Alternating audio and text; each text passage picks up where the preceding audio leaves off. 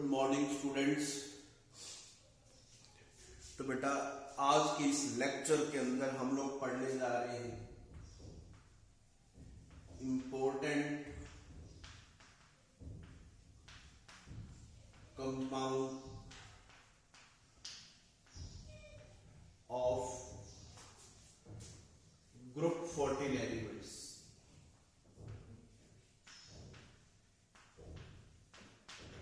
Group 14 elements के important compounds. तो देखो ग्रुप 14 एलिमेंट्स के अंदर जो सबसे पहला मेंबर है वो कौन सा है? कार्बन। तो कार्बन के इंपॉर्टेंट कंपाउंड कौन से हैं? एक तो कार्बन मोनोऑक्साइड है और एक क्या है हमारे पास? कार्बन डाइऑक्साइड है। ठीक है जी। तो अब हमने पढ़ने हैं कार्बन मोनोऑक्साइड और कार्बन डाइऑक्साइड के बारे में। तो सबसे पहले हम इनके मेथड ऑफ प्रिपरेशन पढ़ लेते हैं। मेथड ऑफ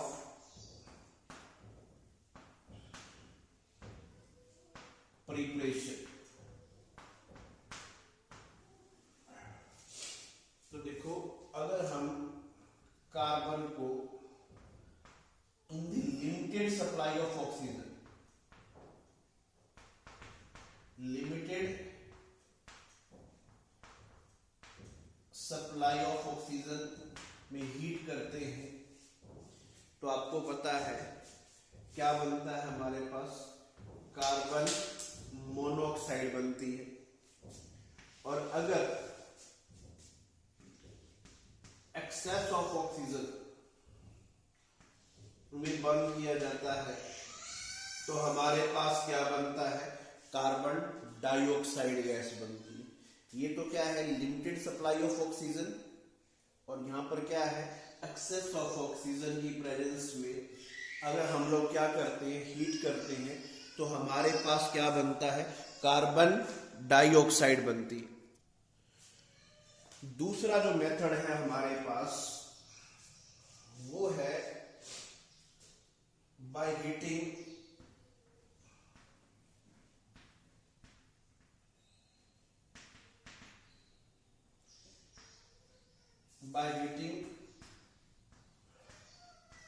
ये क्या होता है आप बता सकते हैं? ये होता है फॉर्मिक एसिड, जो आर्नस्टीन में पाया जाता है। 10th क्लास में आपने पढ़ा था। तो अगर हम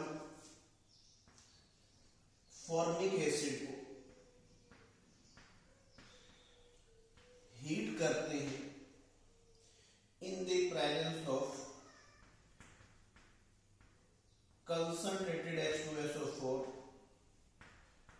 at 373 केल्विन, तो आपको पता है H2SO4 है that act as a dehydrating agent। क्या होता है ये? डिहाइड्रेटिंग एजेंट होता है। डिहाइड्रेटिंग एजेंट का मतलब ऐसी चीज जो वाटर को रिमूव करती। तो देखो वाटर को रिमूव करेगा H2SO4 तो देखो क्या चीज निकलेगी? OH and H, वाटर बाहर निकल गया। इसको मैंने अंडरलाइन किया, वाटर बाहर गया तो पीछे क्या रहेगा? Carbon monoxide. तो देखो कार्बन मोनोऑक्साइड प्रोड्यूस हो रही है।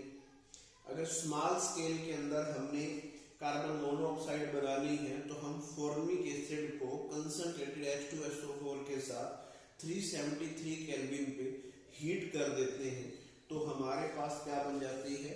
कार्बन मोनोऑक्साइड बन जाती है। ठीक है जी। एक और मेथड भी है हमारे पास।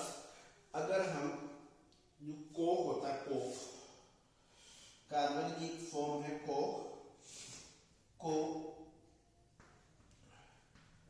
वाटर वेपर्स के साथ हीट करते हैं 473 केल्विन से 1273 केल्विन पे तो हमारे पास क्या बनती है?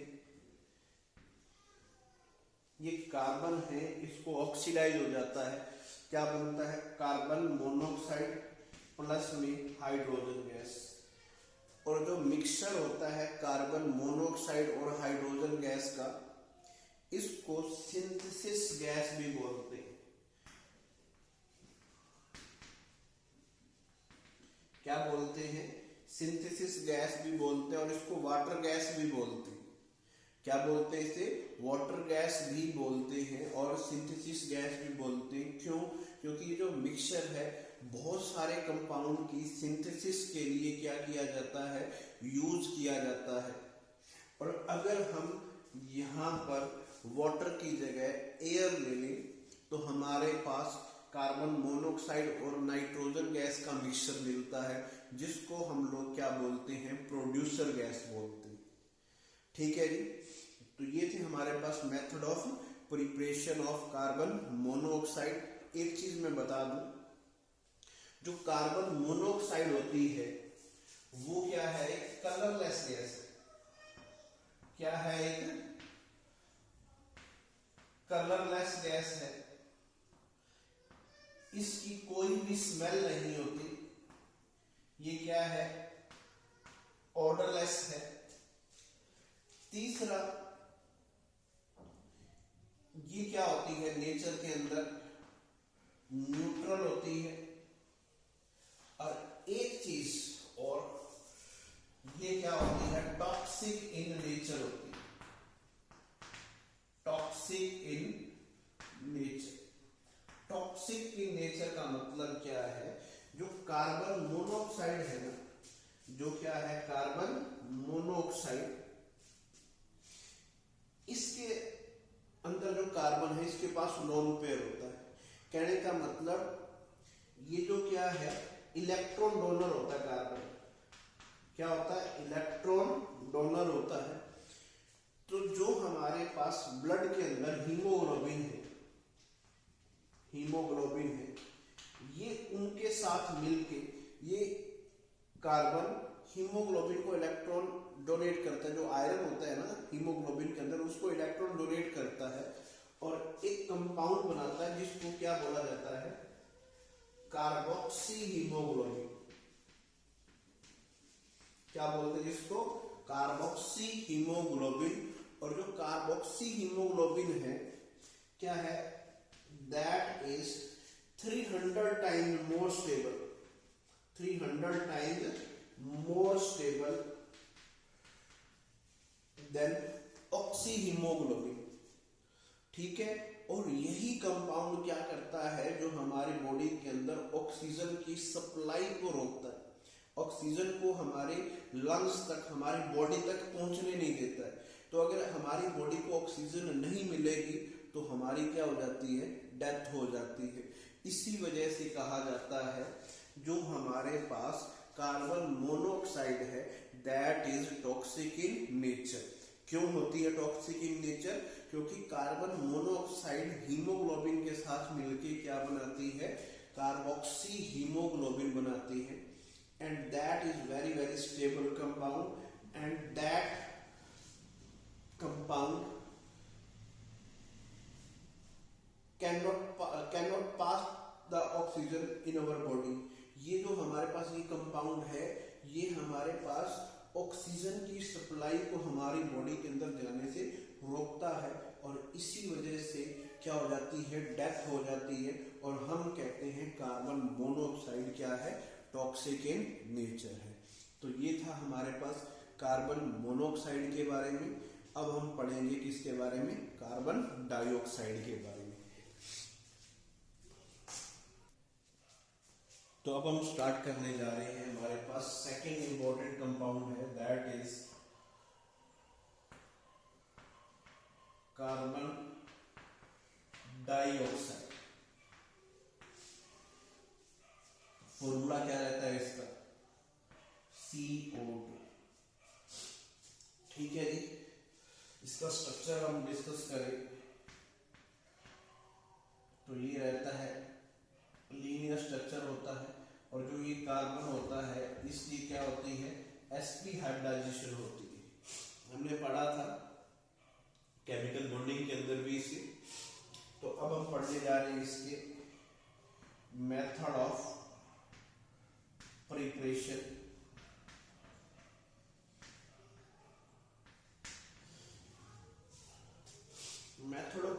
से पहले अगर मैं बात करूं तो कार्बन डाइऑक्साइड क्या है? एक कलरलेस गैस होती है, ठीक है। और इसका नेचर क्या होता है? एसिडिक होता है। और इसको किस किस मेथड से हम बना सकते हैं? तो देखो, आपको पता है अगर हम कार्बन को ऑक्सीजन, एक्सेस ऑफ ऑक्सीजन के साथ क्या करते हैं, हीट करते हैं, तो क्या बनता है? कार्बन डाइऑक्साइड गैस बनती है। सभी को पता है, छोटे से छोटे बच्चे को पता है ये मेथड। दूसरा, 10th क्लास में अपन ने पढ़ा था कैल्शियम कार्बोनेट, जिसको लाइमस्टोन भी बोलते हैं। अगर हम कैल्शियम कार्बोनेट को हीट करते हैं, क्या करते हैं? कैल्शियम कार्बोनेट को हीट करते हैं तो हमारे पास कैल्शियम ऑक्साइड और यहां से भी क्या होती है? CO2 गैस क्या होती है? रिलीज होती है, ठीक है। और देखो, और भी बहुत सारे मेथड्स हैं। कोई भी हाइड्रोकार्बन ले लो, कोई भी हाइड्रोकार्बन, सपोज मैंने क्या ले लिया? CH4 ले लिया। और अगर मैं इसको एक्सेस ऑफ इसको बर्निंग करता हूँ, इसकी मीथेन गैस की, कोई भी हाइड्रोकार्बन ले लो, तो वहां पर हमारे पास क्या होती है? एक तो CO2 गैस प्रोड्यूस होती है और क्या होता है? वाटर प्रोड्यूस होता है along with heat and light. कोई भी हाइड्रोकार्बन ले लीजिए, बैलेंस आप कर लेंगे। यहां से भी देखो क्या प्रोड्यूस हो रही है? CO2 गैस क्या हो रही है? प्रोड्यूस हो रही है। आपने पढ़ा था अगर हम मेटल कार्बोनेट को एसिड के साथ HCl ले लो, H2SO4, डाइल्यूट HCl या डाइल्यूट H2SO4 के साथ रिएक्ट कराते हो, तो देखो ये क्या बनाता है? साल्ट। क्या बनाएगा? एक तो कैल्शियम क्लोराइड। देखो किस तरीके से लर्न करना है इस रिएक्शन को। क्या देगा ये? Ca2 positive, CO3 2 negative, H positive, Cl negative. तो ये Ca2 और Cl नेगेटिव क्या बना देंगे? CaCl2। अब क्या रहेगा? H और CO3 क्या बनाएगा? H2CO3। और H2CO3 अनस्टेबल होता है, ब्रेकडाउन हो जाता है किसके अंदर? H2 एंड CO2 गैस के अंदर, ठीक है जी। तो हमारे पास हमने बहुत सारे और भी बहुत सारे मेथड्स हैं जिससे हम लोग क्या करते हैं? CO2 गैस क्या करते हैं? प्रोड्यूस करते हैं, ठीक है जी। अब बात बताएं, अगर हमारे पास CO2 गैस की, तो CO2 गैस हम, आपको पता है जो भी हम रेस्पिरेशन का जो प्रोसेस है उसके दौरान क्या करते हैं? ऑक्सीजन इनटेक करते हैं और कार्बन डाइऑक्साइड क्या करते हैं? रिलीज करते हैं। और वही carbon dioxide photosynthesis gas, photosynthesis process के अंदर क्या होती है? यूज होती है। और जो भी प्लांट्स हैं फोटोसिंथेसिस प्रोसेस के अकॉर्डिंग अपना क्या बनाते हैं? फूड प्रिपेयर करते हैं। कार्बन डाइऑक्साइड गैस ही है जो ग्रीन हाउस इफेक्ट में मेनली क्या होती है? उनके लिए रिस्पॉन्सिबल होती है।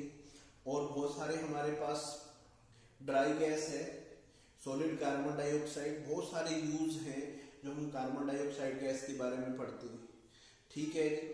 तो ये था हमारे पास second important compound of carbon family. तो सेकेंड मेंबर होता है जो हमारे पास, वो होता है सिलिकॉन। तो और सिलिकॉन का एक ही इंपॉर्टेंट कंपाउंड है, that is silica, silicon dioxide, that is silicon dioxide.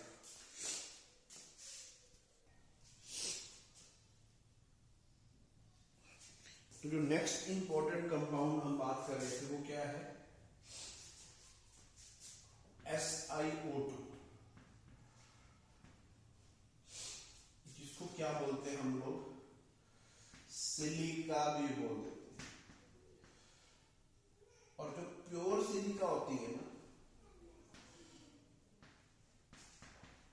Pure silica होती है, ये क्या होती है?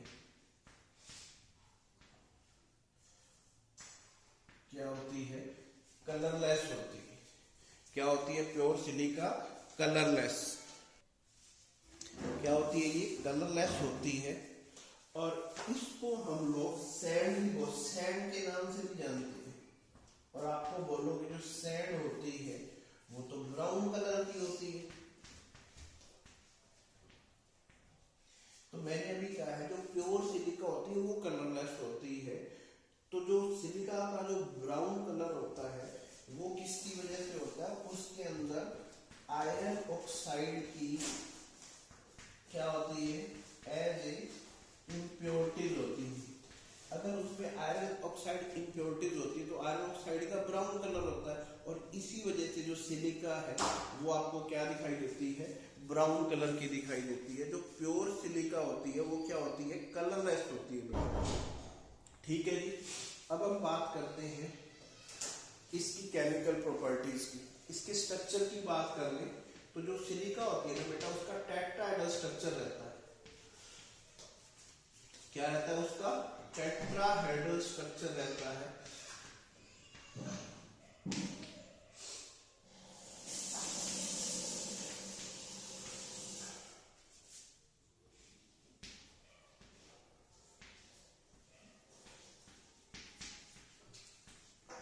इस तरीके से आगे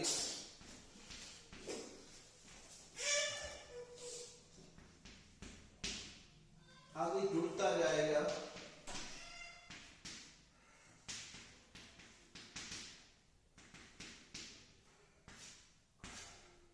इस तरीके से आगे इसका क्या होता है? 3 डायमेंशनल स्ट्रक्चर होता है सिलिका। और जो सिलिका होती है ना बेटा ना तो वाटर के साथ रिएक्ट करती है ना किसी एसिड के साथ रिएक्ट करती है, एक्सेप्ट 2 चीजें हैं जिनके साथ ये रिएक्ट करती है। एक तो क्या है? NaOH और दूसरा है ये HF। और इन्हीं की रिएक्शन पेपर में पूछ ली जाती है। तो देखो जो सिलिका होती है ना वो NaOH के साथ रिएक्ट करके क्या बनाती है? सोडियम सिलिकेट बनाती है, Na2SiO3 बनाती है। प्लस में क्या बनाता है? वाटर। अब इस रिएक्शन को लर्न कैसे करोगे? तो देखो जो वाटर है बेटा NaOH है, देखो कितने मॉलिक्यूल है उसके? 2। तो देखो इसको ऐसे याद रखोगे कि इसमें कैसे बनता है? Na2O प्लस वाटर से क्या बनते हैं? 2 NaOH बनते हैं। और जो Na2O है SiO2 के साथ जब कंबाइन करेगा तो क्या बनेगा? Na2SiO3 और ये वाटर। ठीक है जी।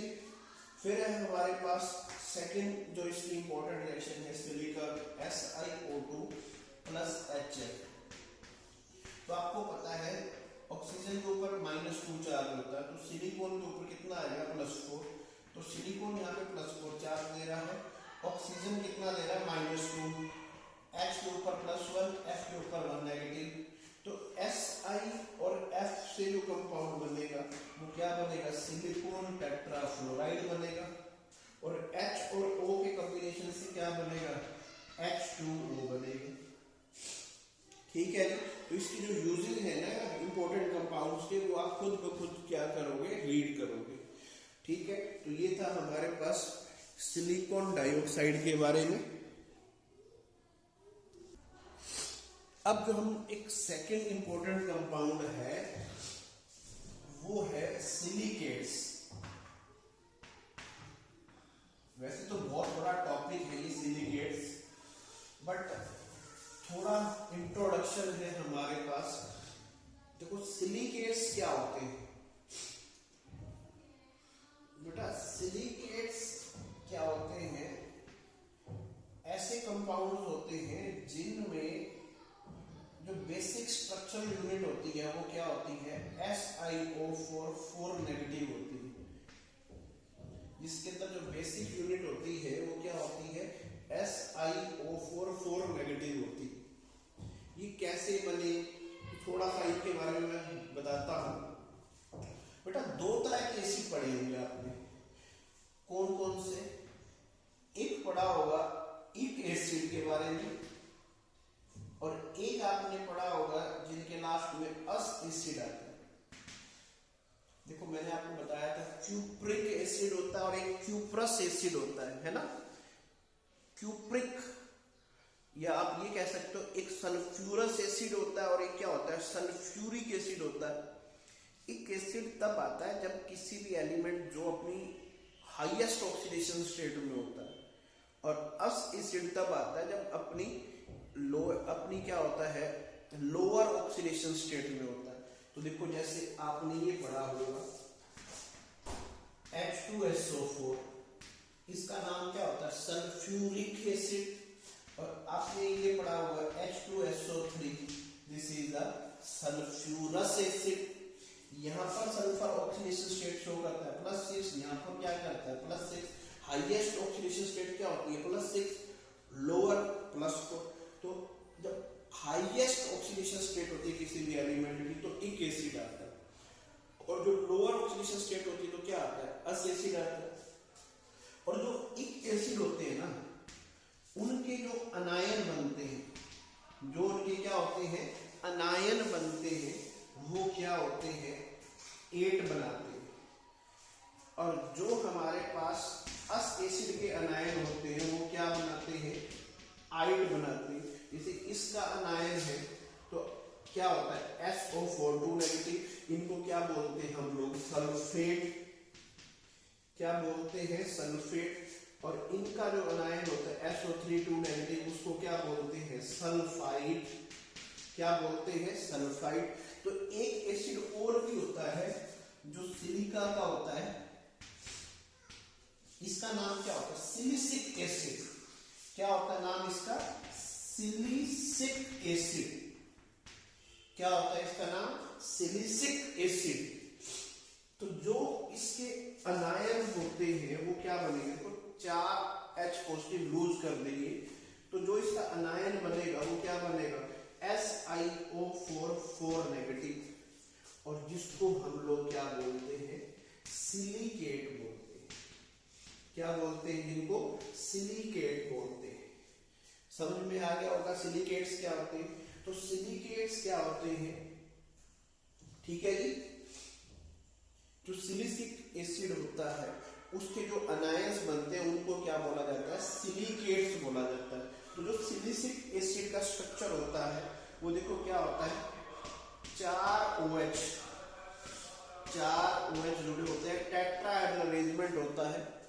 और जब ये अपने 4 पॉजिटिव लूज कर देगा, H पॉजिटिव लूज कर देगा, तो हमारे पास क्या बनेगा,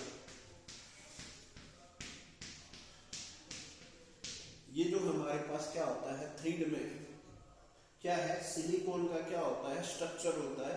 और जो इसकी रिप्रेजेंटेशन रहती है सिलिकेट्स की, तो देखो जो सिलिकेट है, सिलिकॉन है, उसको हमने क्या किया है डॉट से शो किया है, ठीक है। और जो ऑक्सीजन है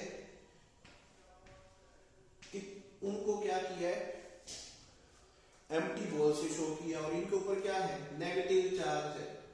तो 3 ऑक्सीजन, जो एक ऑक्सीजन है वो उसके बैक में है, वो ये। तो ये क्या रहती है सिलिकेट्स की, क्या रहती है रिप्रेजेंटेशन रहती है। कई तरह के सिलिकेट्स होते हैं, क्या होते हैं, कई तरह के हमारे पास क्या होते हैं सिलिकेट्स होते हैं। तो कई तरह के सिलिकेट्स होते हैं। एक होते हैं हमारे पास ऑर्थो सिलिकेट्स, ऑर्थो सिलिकेट्स। एक होते हैं हमारे पास पायरो सिलिकेट्स, ठीक है। एक क्या होते हैं हमारे पास ऑर्थो सिलिकेट्स, एक क्या होते हैं हमारे पास पायरो सिलिकेट्स। एक होते हैं हमारे पास सिंगल चेन सिलिकेट्स,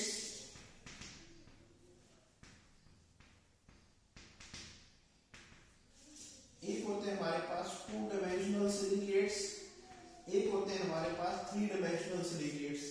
बेटा हमारे पास वैसे जो सिलेबस के अंदर है वो इनकी डिटेल नहीं है, सिर्फ और सिर्फ सिलिकेट्स नाम का टॉपिक दिया हुआ है, बस only and only define it.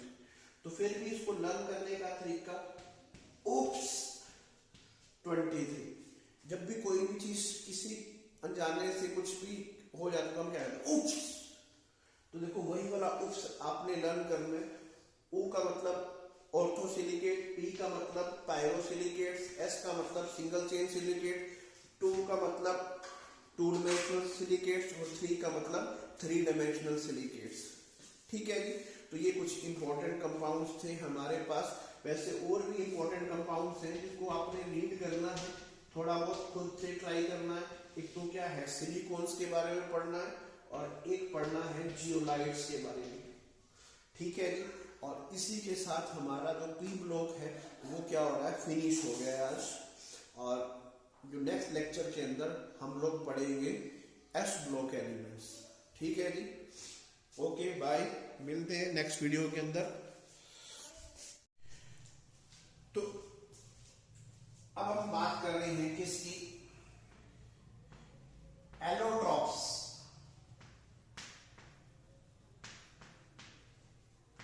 Of carbon की।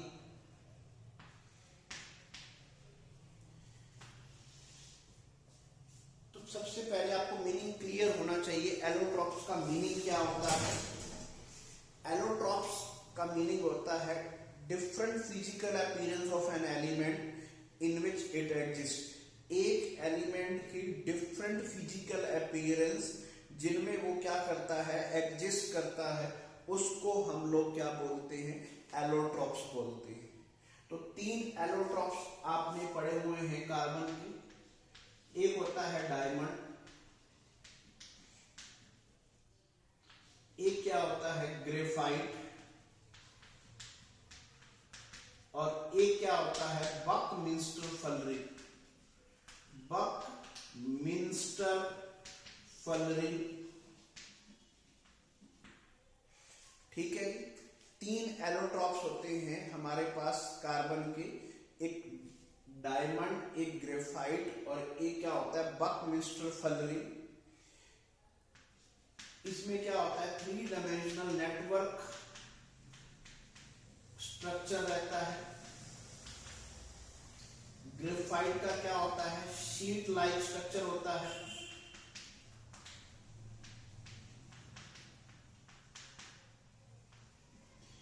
अब बकमिंस्टर फुलरिंग का जो सॉसर बाउल होता है उसका जैसे स्ट्रक्चर होता है, फुटबॉल लाइक स्ट्रक्चर कह सकते हैं हम इसका।